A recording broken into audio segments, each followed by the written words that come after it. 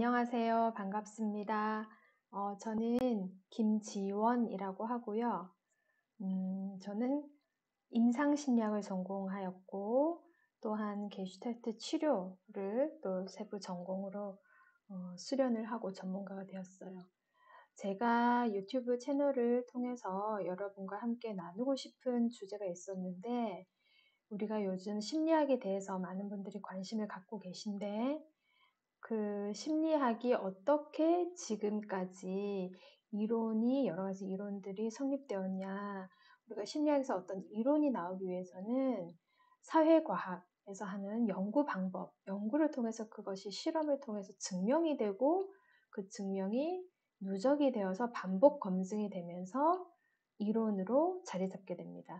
근데 이제 이 심리학이 가지고 있는 여러 가지 이론들 중에 초창기에 아주 유명한 실험들이 있었는데, 그러한 실험들에 대해서 소개하는 책이 학지사에서 발간된 심리학을 변화시킨 40가지 연구라는 그런 책이 있어요.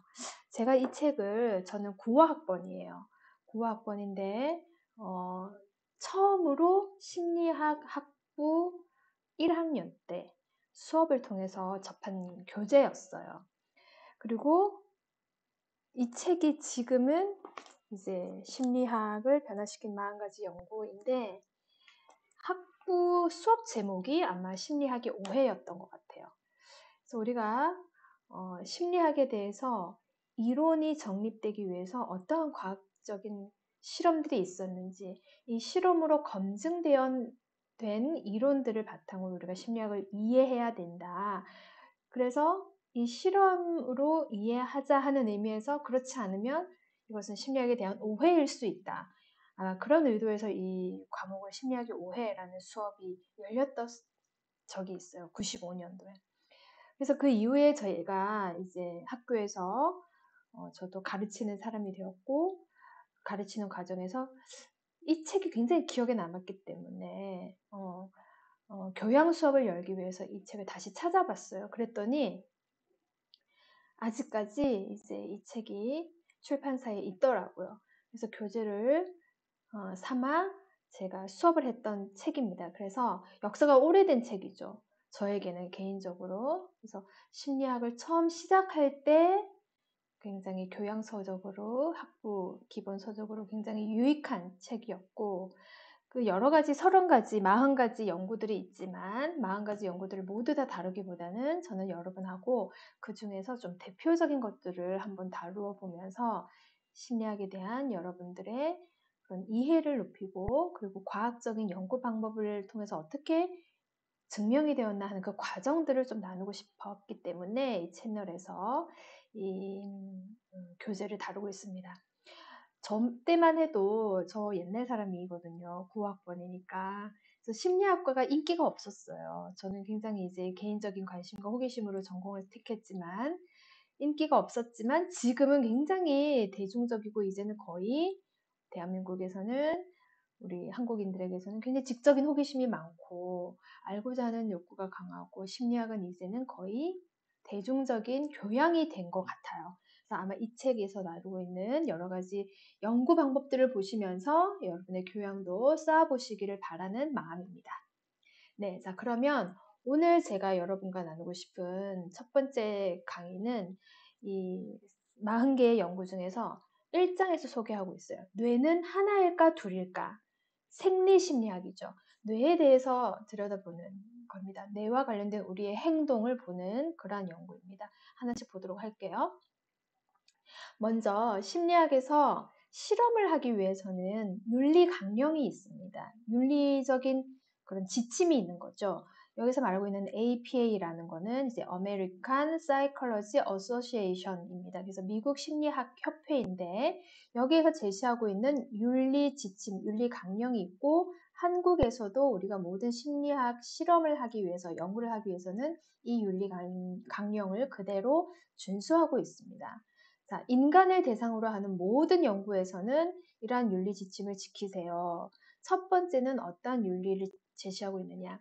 철회의 자유가 있다. 자, 철회의 자유라는 것은 모든 연구 계획에서 이 연구에 참여하는 우리 인간, 우리 사람들, 연구 대상은 언제든지 어느 누구든지 실험을 하다가 자유롭게 철회할 수 있다. 철수할 수 있다. 그만 떠날 수 있다. 중간에 언제든지 떠날 수 있다. 어느 누구든지 떠날 수 있다 하는 것을 연구하기 전에 반드시 숙지시켜야 한다. 연구 대상자에게. 그래서 우리가 꼭 그렇게 합니다. 지금 현재 연구를 하는 모든 심리학 연구에서는 연구를 하기 전에 당신이 언제든지 이 연구를 하다가 철수, 철회, 떠날 수 있습니다 하는 것을 숙지시켜요. 안내를 하고 나서 그리고 나서 두 번째 동의를 얻습니다. 이 동의는 공식적인 동의가 되겠죠. 연구자는 반드시 이 연구 대상에게 이 실험이 무슨 실험인지, 무엇에 관한 연구인지를 알려야 되고 절차가 어떻게 되는지 이런 것들을 설명을 해야 돼요. 먼저 설명을 하고 개인이 참여하시겠습니까? 하고 묻고 공식적으로 결정할 수 있도록 그리고 나서 컨센트, 동의서를 얻게 되어 있습니다. 이렇게 하고 연구를 시작하라는 거죠. 이것이 연구 절차 세 번째 윤리 강령이고요. 그 다음에는 연구 보고와 손상으로부터의 보호를 해야 한다. 그래서 실험을 할 때 우리는 연구 대상자가 연구 절차, 과정 중에서 야기될 수 있는 우리 예상할 수 없어요. 모든 신체적, 심리적인 손상이 있다면 이 손상으로부터 가장 먼저 이 연구를 진행하는 것보다 이 손상으로부터 이 연구 대상자들을 보호해야 하는 책임을 진다. 대부분 심리적 연구들은 실험 동안에 일어나는 일 혹은 실험 이후에 연구 대상자에게 전혀 아무런 손상을 끼치지 않는 방법으로 연구를 설계해야 한다라는 것이죠. 이런 위험이나 손상이 예상되는 절차를 계획해서는 안 되는 거죠. 그리고 네 번째는 비밀 보장의 윤리가 있습니다. 자, 실험에서 연구 대상으로부터 획득한 모든 결과들은 연구 대상이 특별히 동의가 없다 하더라도 무조건 반드시 비밀 보장이 되어야 합니다.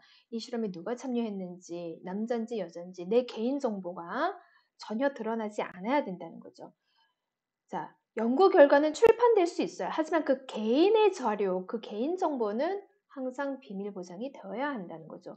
이 네 가지 윤리 지침을 꼭 준수하고 인간을 대상으로 한 실험이 진행되고 있습니다. 모든 심리학 연구가.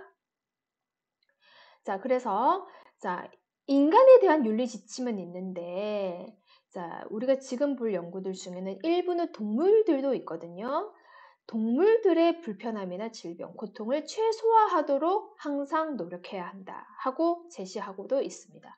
동물을 연구 대상으로 해서 동물의 고통이나 동물의 스트레스, 동물이 뭔가 박탈감을 느끼게 하는 절차 이런 것들은 그 목적이 과학, 교육, 응용적인 가치를 지닐 때만 사용할 수 있다. 단지 대안적인 절차가 불가능할 때는.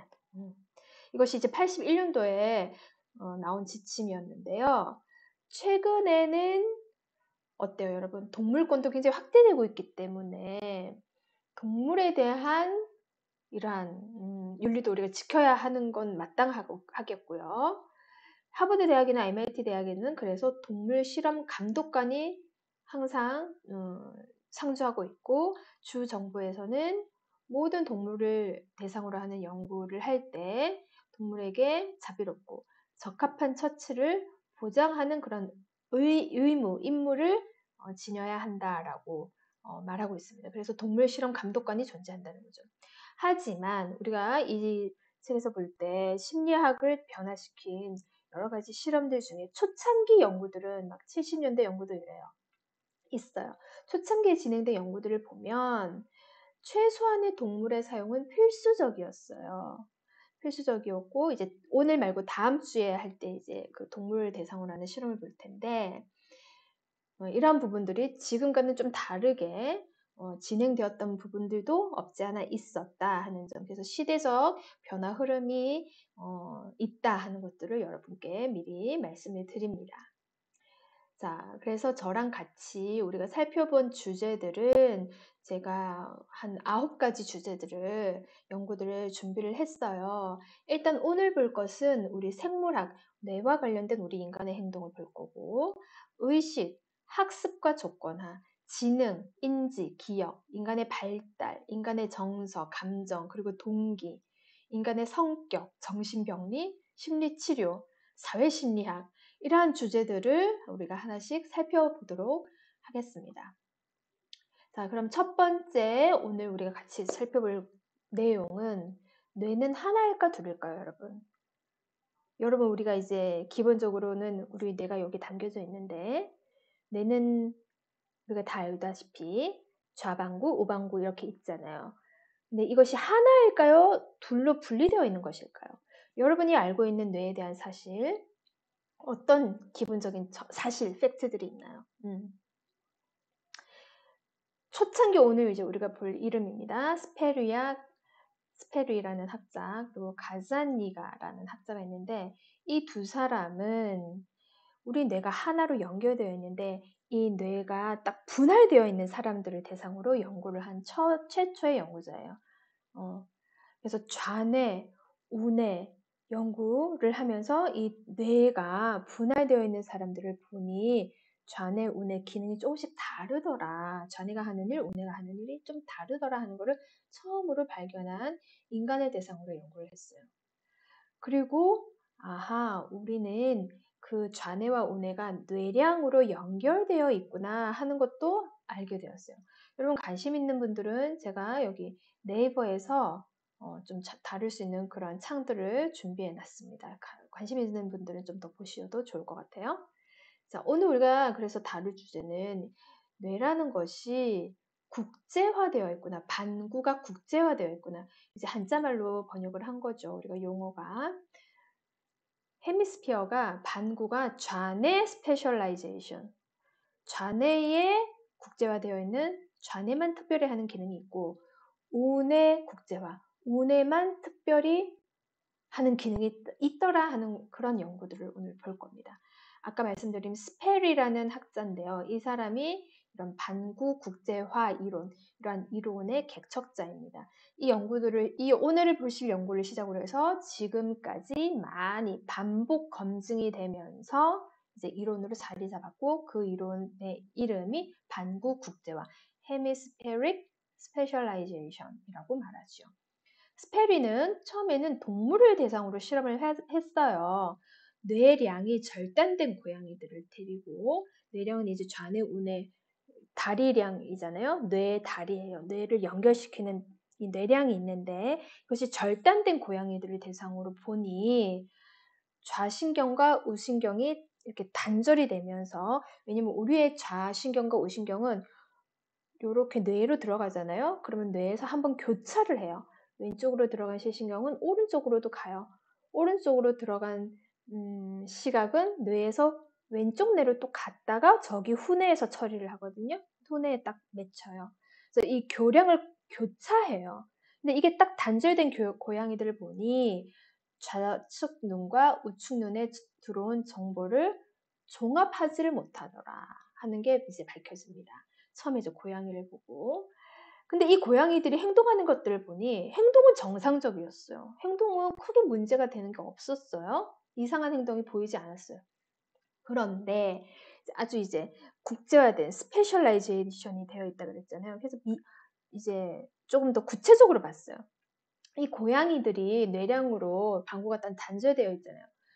근데 오른쪽 눈을 가리고 고양이들한테 미로 찾기를 해봤더니 얘네들이 굉장히 그 미로 찾기를 숙달해요. 길 찾기를 잘해요. 이제 연습하면서 여기는 막혔으니까 오른쪽으로 가면 안 되고 왼쪽으로 가야겠구나.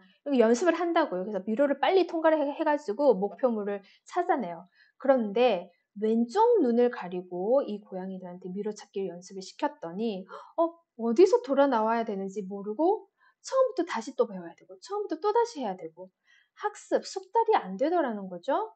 그래서 이상하네. 겉으로 보기에 행동은 정상적이지만 이런 특별한 행동들을 오른쪽 눈을 가리고 왼쪽 눈을 가리고 해보니까 뭔가 뇌에서 종합이 안 되는 행동들을 부인해 하는 게 발견이 됩니다. 그래서 이렇게 고양이, 동물들을 대상으로 실험을 했고 그러다가 이 스페리는 마이클 가자니가라는 사람과 함께 분할뇌 연구를 시작합니다. 인간을 대상으로. 그리고 나서 노벨상을 수상하게 됩니다. 자, 1966년에 최초의 분할뇌 인간을 대상으로 한 연구를 했어요. 벌써 몇 년 전입니까, 여러분? 50년이 훌쩍 넘었네요. 반세기가 지났네요. 초창기 심한 간질로 고통을 받던 환자들이 있었거든요. 그때는 이제 지금은 우리가 뇌에 대한 연구가 무척 많이 정복이 되어서 간질 환자들에 대한 뇌의 이해를 많이 하고는 있지만 그때는 전혀 이제 힘들었죠. 이해하기가. 근데 이 간질로 고통받는 환자들 중에 10명이, 한 10여 명이 치료를 하기 위해서 그때 당시에 그래도 외과적 처치를 했던 거예요. 좌뇌하고 우뇌를 연결하는 이 뇌량을 탁 잘랐더니 간질 발작이 사라지는 것을 발견한 거예요. 그 이상하다. 뭐가 어떤 역할이 있지?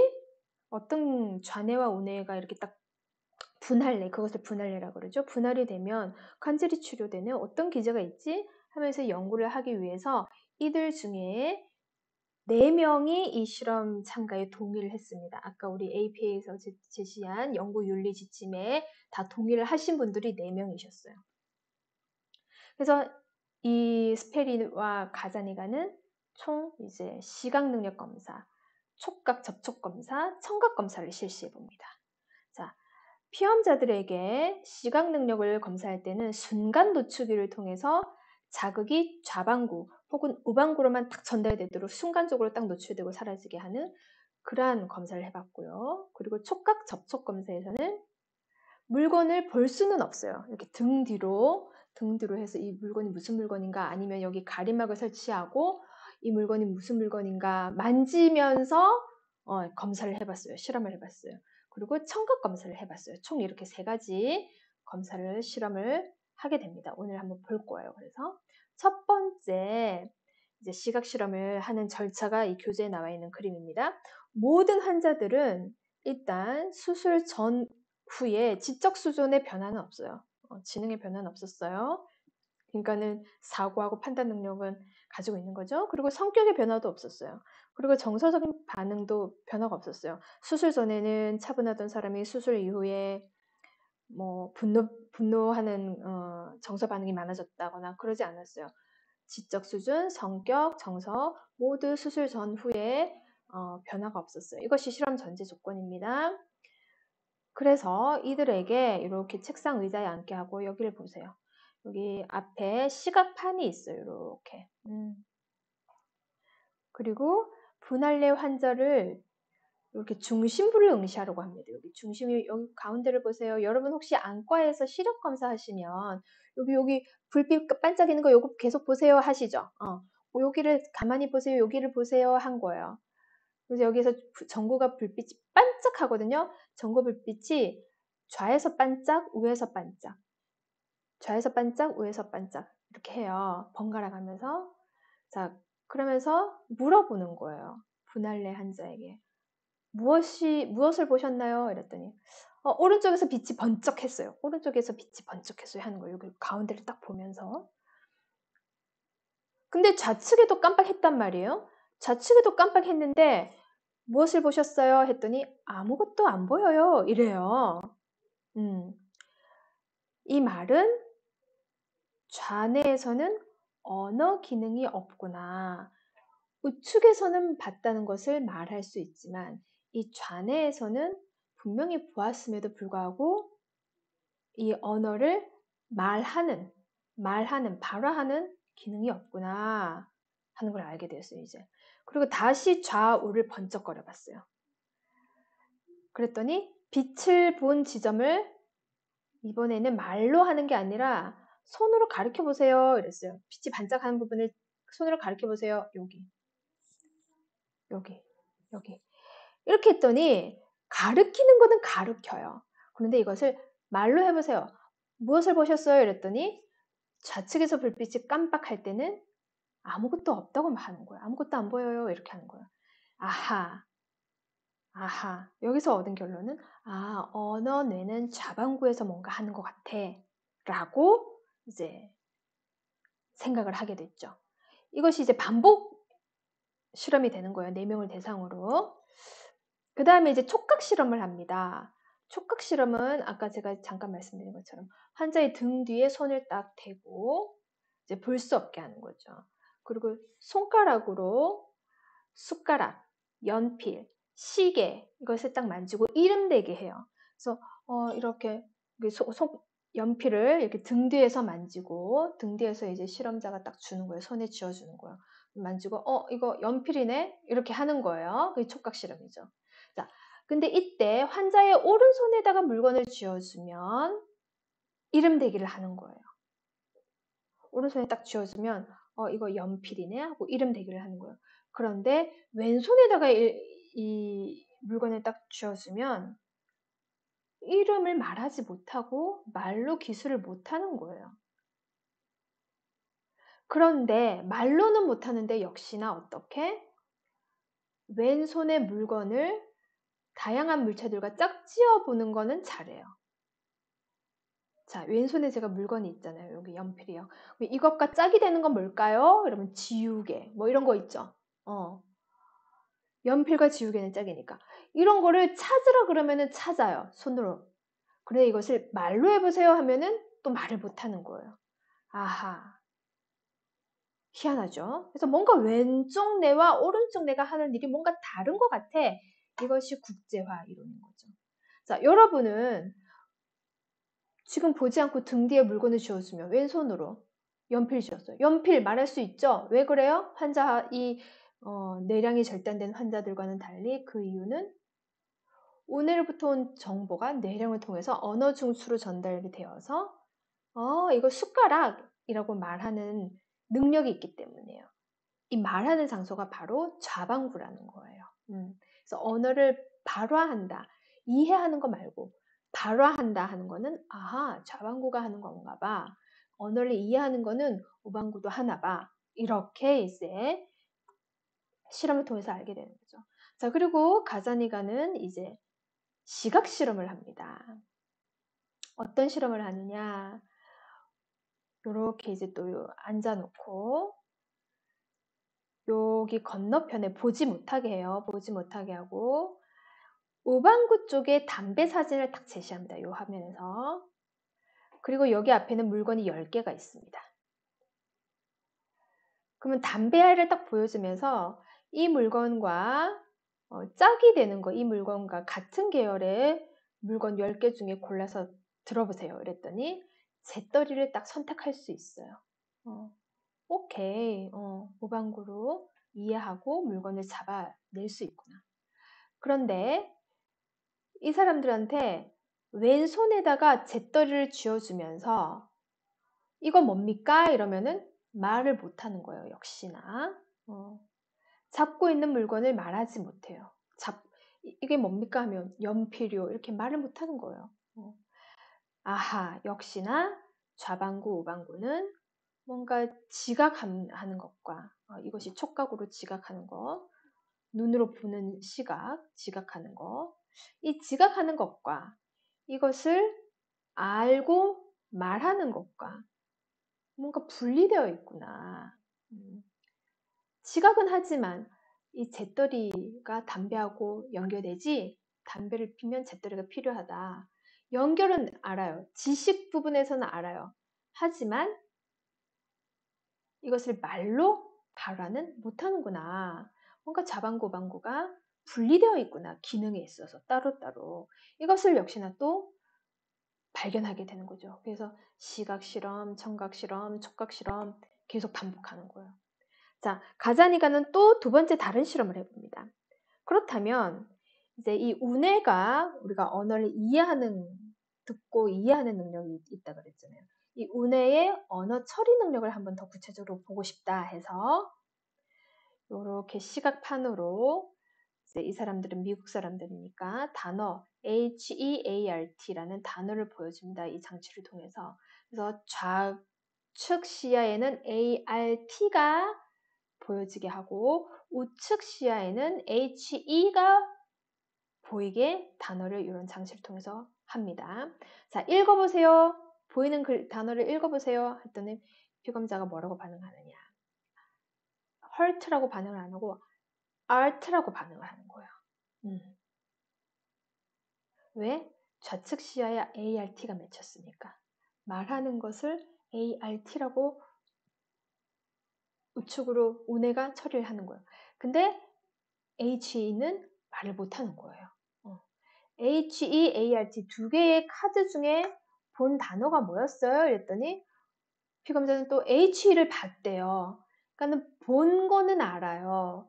근데 읽어보세요 하면은 이거는 말을 하지 못하는 거예요. ART, art만 말하는 거예요.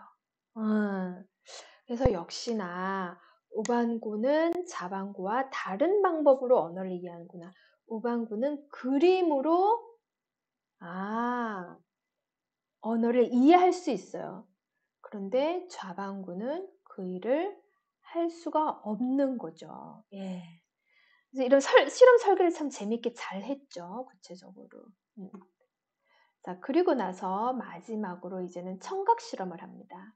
실험이 총 3가지가 진행이 되는데 청각 실험에서는 왼손을 보물주머니에 넣어서 물건을 찾기 실험을 합니다. 보지 않고 만져서 아는 거 청각으로 이제 듣고 뭔가 물건을 찾아야 되는데 이거 이제 왼손으로 주머니에서 뒤져서 원숭이가 가장 좋아하는 과일을 찾으세요. 원숭이가 좋아하는 과일은 뭐예요? 바나나죠? 바나나 다 꺼내요. 이렇게 찾아가지고 꺼내요. 오방구에서 언어를 이해를 잘 하는 거죠. 자, 선키스트 회사가 많이 판 과일이 뭐예요? 선키스트. 오렌지 주스잖아요. 그죠? 오렌지를 딱 주머니에서 꺼내요. 우방구 언어 이해를 할 수 있어요. 언어 이해는 우방구가 하는 일이거든요. 그래서 왼손으로 뭔가 말을 들으면은 한다. 자, 근데 보지 않은 상태에서 여기다가 그냥 아무 말도 없이 과일을 딱 올려놔요. 이거 만져보고 이거 뭡니까? 이러면은 또 발화해야 되잖아요. 발화를 해야 되는데 언어 산출을 하지 못하더라는 거죠. 왼손을 가지고. 그래서 우방구는 언어 산출을 못하는구나. 자, 이번에 실험 3번에서는 스크린 뒤에 플라스틱 알파벳 철자가 쭉 있습니다. 그래서 이것을 왼손으로 또 알파벳 철자들을 만져요. 블록 같은 거예요. 그래서 그 단어 철자들을 말해야 돼요. 아주 잘해요. 예를 들어서 블록으로 생긴 거 딱 만져보더니 N, 또 이번에는 만져보더니 S, 이번에 또 만져보더니 W, 이번에 또 만져보더니 O. 자, 그러면 이것들을 단어로 배열해 보세요. 그랬더니 snow, S-N-O-W. 잘해요. 자, 그리고 나서 바로 직후에 방금 배열한 단어가 뭐라고요? 이름이 뭐라고요? 그랬더니 못해요. 자, 이렇게 이름을 말하는 거는 좌반구는 언어 말하기에 대해서 우반구보다 우세하다는 거죠. 네. 그래서 언어 말할 때는 SNOW 딱 세워놓고 snow라고 하지만 배열한 단어 이름이 뭡니까? 라고 하면은 못하더라는 거예요. 역시 좌반구는 언어 말하기에 대해서는 발화하는 것에 대해서는 우반구보다 훨씬 더 우세하구나 하는 것을 알게 됩니다. 자, 그렇다면은 우반구가 하는 일이 뭐지? 좌반구는 언어를 발화하는 게 우세한데 우반구는 이제 이 분할뇌 환자들을 대상으로 또 실험을 해봤더니 이렇게 따라 그리기를 실험을 시켰어요. 왼손으로 오른손으로. 예시가 있죠. 1, 2, 3번. 집 모양이 있습니다. 왼손으로 그렸더니 이렇게 되고 오른손으로 그렸더니 이래요. 육각형 주사위 모양 입방명체 왼손으로 그렸더니 이렇게 하고 오른손으로 그렸더니 이렇게 그리고 심지어 뭐라고 알 수 없는 글자 비슷한 게 뜻이 없는 틀린 철자들을 막 쓰고 있죠. 심지어 글자까지 써요. 자, 왼손이 더 잘해요? 오른손이 더 잘해요? 여기도 보면 3번 그림도 왼손이 더 잘해요? 오른손이 더 잘했어요? 네, 왼손이 더 잘했죠. 시공간 과제, 이거는 비언어 과제죠. 언어는 언어 발화는 좌반구가 우세하지만, 시공간 과제에서는 왼손으로 하는 걸 더 잘하는 걸 보니, 스크린 뒤에 연필을 이용해서 3차원 그림을 그대로 묘사하는 거예요. 그래서 아하, 시공간 과제에서는 왼손이 더 잘 수행을 하는구나. 이것이 바로 오방구 기능이라는 거죠. 우리 뇌는 이렇게 만약에 우리가 왼쪽 뇌에 혈관이 막히잖아요. 그럼 우측이 마비되거든요. 우리 뇌는 이렇게 반대로 연결되어 있단 말이에요. 그래서 아하, 왼손이 오방구 기능을 담당하는 걸 보니 아하, 오방구는 시공간 처리에서 더 우세한 기능을 하는구나 하는 것을 이제 알게 됩니다. 언어 발화는 좌방구가 더 우세하고요. 자, 이번에 마지막으로 이제 정서 반응 실험을 합니다. 시각 실험 중에 이제 이렇게 아까 그 그림판 있잖아요. 똑같은 그림판. 그 실험실 안에서 좌방구와 우방구 한쪽에 여자의 누드 사진을 갑자기 탁 보여줍니다. 그러면 이것이 좌방구에 제시되면 피험자가 방금 보신 게 뭡니까? 이러면 웃으면서 누드 사진이네요 라고 말을 할 수 있어요. 좌방구가 언어 발화에 우수하다고 했죠. 근데 우방구에 딱 제시를 하면 아무것도 못 봤는데요? 이렇게 말해요. 하지만 그 말을 하면서 웃고 있어요. 그래서 이제 실험자가 그런데 왜 웃으시나요? 이랬더니 아무 말도 안 해요. 이 말은 우반구는 언어 발화는 못하지만 정서는 느낀다. 정서적 경험은 하고 있구나. 정서적 반응은 이끌어낼 수 있구나 하는 것을 발견하게 됩니다. 실험 설계가 굉장히 잘 됐죠. 아주 재밌죠. 네. 자, 이렇게 해서 66년, 50년 전에 처음으로 우리 인간의 뇌에 대한 분할뇌 연구가 이루어졌어요. 그리고 나서 이 연구를 통해서 뇌 국제화 이론이 만들어지고 좌뇌가 더 잘하는 일, 우뇌가 더 잘하는 일, 좌뇌가 담당하는 일과 우뇌가 담당하는 일이 분리되어 있구나 하는 뇌의 국제화 이론이 탄생하게 됩니다. 그 이후에 실험들이 계속 반복되고 검증이 되면서 이렇게 하면서 후속 연구가 열리고요. 이 스페르와 가자니가는 이것을 통해서 노벨상을 수상하게 되죠. 또한 이것을 바탕으로 해서 대뇌 손상 환자에게 뇌가 좌측 손상인지 우측 손상인지에 따라서 재활 전략도 달리 해야 되겠죠. 손상의 위치에 따라서 결함되어 있는 능력이 무엇이겠다 하고 예측할 수 있고 재학습, 재활 전략을 세울 수 있게 됩니다. 그리고 대뇌 반구는 자체적인 마음을 지니고 있다 하는 것을 우리가 이제 알게 되는 거죠. 분할뇌 환자에게 당신은 어떤 직업을 선택하실 겁니까? 하고 물으면 좌반구에서는 저요? 저 제도공이요. 이렇게 말을 해요. 근데 왼손에다가는 카레이서 블록 철자를 대요. C-A-R-L-A-C-E-R 이렇게. 완전 다른 표현을 하는 거죠. 그러니까 좌뇌와 우뇌가 자체적인 마음, 뭔가 따로 마음이 두 개가 있구나.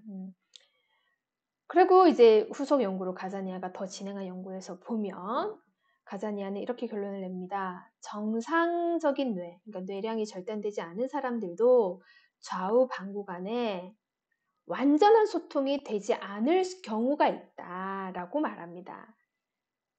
자, 예를 들어 우리가 정서에 대한 정보가 언어로 저장이 되어 있지 않으면 아까 정서는 우뇌도 경험한다 그랬어요. 그죠? 말은 못해도 웃는다 그랬잖아요. 누드 사진을 보고. 이 언어로 저장되지 않으면 좌뇌에는 정서에 접근을 하지 못한다. 언어가 좌뇌에 있잖아요. 발화가 되어야 되는데. 그러니까 정서가 느껴져요. 뭔가 슬픈 것 같아. 근데 슬프다고 말을 못하는 거예요. 불편한 인지 상태에서 이 슬픔을 표현할 언어를 찾지만 이 필요한 단어가 없는 거예요. 언어가 없는 거예요. 그래서 자기가 지금 그 하는 표현이 설명이 틀릴 수도 있다는 거죠. 우리 정상인들도. 그래서 이 말은 결국 이 자기 정서를 표현할 수 있는 이 자료, 언어가 있을 때 이것이 소통이 잘 되어서 적절한 표현이 나온다. 솔직한 표현이 나온다. 그러지 않으면 뭔가 지금 물고는 있는데 슬픈 것 같지 않은데요? 아니에요. 슬프지 않아요. 모르겠어요. 뭐라고 말해야 될지 모르겠어요. 할 수 있다는 거죠. 좌우 방구 간에 완전한 소통이 이루어지지 않는 경우라는 거죠. 예, 우리들도. 자, 이 연구에서 그러면 비판점도 있습니다. 모든 연구들은 이제 이 과정을 보면 어떤 가지고 있는 함축된 의미들이 있고, 그리고 논의할 부분들이 있고, 그리고 항상 한계점들이 있는데, 이 연구에서의 한계점은 좌뇌 우뇌 분리된 이 기술 향상만을 과장되게 하는 그러한 잘못된 해석과 헛된 망상들이 추후에 나타나더라. 그래서 그러면 좌뇌는 언어, 우뇌는 시공간. 그러니까 시공간을 위해서는 이렇게 우뇌를 작동시켜야 되고 언어를 위해서는 좌뇌를 이렇게 작동시켜야 돼요. 하고 너무나 지금 우리처럼 뭔가 하나가 딱 이론이 나오면은 그쪽으로 이제 막 너무 몰리는 경향이 있죠. 그래서 이 좌뇌 우뇌 분리된 것만, 이 분리뇌에 대해서만 너무 많이 포커스를 맞춘 거예요.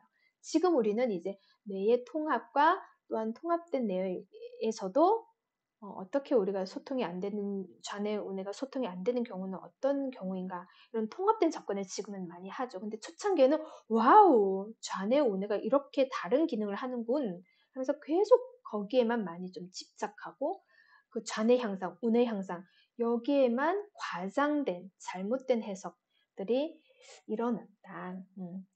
항상 뭐 모든 것들이 발견되면 그렇게 히트를 치게 되잖아요. 조금 몰리는 현상이 있었다는 거죠. 그런데 레비 박사는, 시카고 대학에 있는 이 박사는 추후에 이렇게 말을 하죠. 지금도 우리가 말하고 있지만 두 반구의 능력을 봉합하는 것이 중요하다. 좌뇌만 막 향상시켜서 언어학자를 만들고 우뇌를 막 향상시켜서 시공간을 분석하는 사람을 만들고가 아니라 우리는 좌뇌, 우뇌가 통합되었을 때 더 훌륭한 방식으로 기능을 하더라 하는 것을 강조하는 길로 이제 나아가게 합니다. 그래서 특히 소설책을 읽을 때 역시나 우방구는 어떤 거? 정서 체험을 아까 한다 그랬죠. 유머와 애절함과 이런 정서적인 내용들, 그리고 시각적인 특수화. 아까 이제 이 그림으로 시공간 분석도 우뇌가 더 잘한다 그랬죠. 그래서 우방구는 글을 읽지만 읽으면서 정서를 체험하고 이렇게 이미지를 상상하고 이야기 전체 맥락을 파악하고 운유법, 비유법, 예술적 문체를 감상하지만 좌뇌는 단어를 이해하고 문장 간의 관련성, 논리적인 이해, 이것으로 인해서 이렇게 되는구나 하는 이런 논리적인 이해, 의미 도출, 단어를 소리로 전환하는 것들을 좌반구가 한다. 그래서 독서는 이렇게 좌뇌, 우뇌를 통합되게 발달시키고 통합된 기능을 활성화시킨다. 좌뇌 가지고만 소설책을 읽어보세요. 유머나 정서적인 거나 그 분위기, 그림을 상상하거나 이건 못할 거 아니에요. 그죠? 그래서 우리는 좌뇌, 우뇌를 같이 통합시켜서 기능을 발휘하고 그렇게 할 때만 더 훌륭한 방식으로 우리의 뇌를 활성화시키는 것이 가능하다라고 이제 지금 그렇게 우리는 보고 있습니다. 자, 오늘은 여기까지 하고요. 오늘 이제 첫 시간이었고 다음 시간에는 제가 예고를 할게요. 학습과 행동에 대한 최초의 그런 실험입니다. 역시 동물을 대상으로 한 실험이고요. 이것이 우리 인간의 학습과 우리가 인간의 학습된 행동을 설명하는 이론으로, 학습 이론으로 아주 초창기 중요한 이론 실험입니다. 파블로프의 개 이야기를 해보도록 하겠습니다. 여러분 수고하셨습니다.